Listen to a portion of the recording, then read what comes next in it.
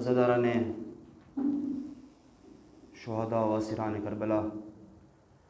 و غمخواران امام سجاد علیہ السلام، مصائب کے کچھ بند جناب ساحل سیرسوی مرحوم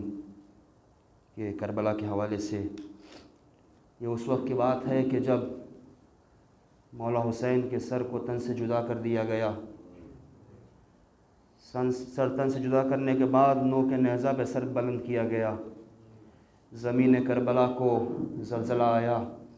آسمان سے خون کی بارش ہوئی۔ جناب زینب اولیاء مقام دوڑتے ہوئے امام سجاد کے خیمے میں آئیں، پوچھا بیٹا سید سجاد تم امام وقت ہو، کیا اس وقت جل کے مر جانا مناسب ہے یا جان بچانا؟ امام سجاد نے کہا پھوپھی اماں جان بچانا واجب ہے۔ لیجئے عزادارو، جناب زینب اولیاء مقام چوتھے امام کو اپنی پشت پہ سوار کر کے خیمے سے باہر لے کے آئیں۔ جلی ہوئی قناتیں ہیں، ایک 4 سال کی بچی ہے جو کربلا کے میدان میں بابا بابا کی صدائیں بلند کر رہی ہے۔ عزیزو یہ وہ بچی ہے کہ جس کے گوشوارے اتارے نہیں گئے بلکہ کانوں سے نوچے گئے۔ عزیزو وہ بچی کہ جو ابھی چند ساعت پہلے تک کبھی عباس کی گود میں، کبھی اپنے بابا کے سینے پر، کبھی بھائی علی اکبر کی گود میں، کبھی پھوپھی زینب کی گود میں۔ عزیزو یہ مصائب جو ہے محسوس کرنے والے ہیں، ہمارے سب کے گھروں میں بھی چھوٹے چھوٹے بچے ہیں۔ ہم جانتے ہیں کہ 4 سال کی بچی کتنا محبت کی بھوکی رہتی ہے۔ ایسی بچی کی جو اتنی محبت پائی ہوئی ہو، اچانک اس بچی کی دنیا بدل جاتی ہے کہ حسین ابن علی کا قتل ہوتے ہی قیامت آ گئی۔ عزادارو وہ سکینہ کے جو نازوں سے پالی گئی تھی، اس کے کانوں سے گوشوارے نوچے گئے، اس کے پھول جیسے معصوم گالوں پہ شبر نے تماچے مارے، اس کے دامن میں آگ لگی۔ لو عزیزوں منزلیں آگے بڑھی، جناب ساحل سیرسوی مرحوم جناب زینب کا مرثیہ پڑھتے ہیں کہ زینب کا قد دراز ہے پستہ ہے کائنات، زینب کا قد دراز ہے پستہ ہے کائنات، یہ زندگی ہے اس کی نکالی ہوئی زکوٰۃ، سوکھے ہوئے لبوں کو ترستی رہی فرات، مردہ دلوں میں پھونکی ہے اس نے نئی حیات، اشکوں سے تیغ و خنجر و بھالے کچل گئی، بیٹی علی کی موت سے آگے نکل گئی۔ عزادارو اس حال میں کہ مرنا بھی دشوار تھا جہاں، اس حال میں کہ مرنا بھی دشوار تھا جہاں، سانسوں کے بار سے بھی لرزتی تھی پسلیاں، وہ پیاس تھی کہ سایہ بھی دینے لگا دھواں، اور کر کے طواف شانوں کا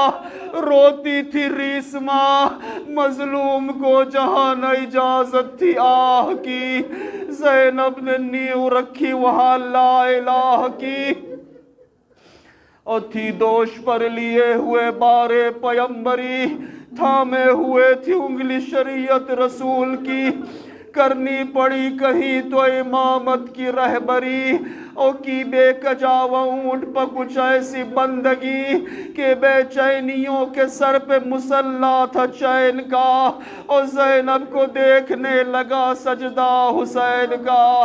عزیزو یہ قیامت کا منظر کہ چاروں طرف تھے دشت میں لاشیں پڑے ہوئے، چاروں طرف تھے دشت میں لاشیں پڑے ہوئے، آنکھوں کو پھونکے دیتے تھے خیمے جلے ہوئے،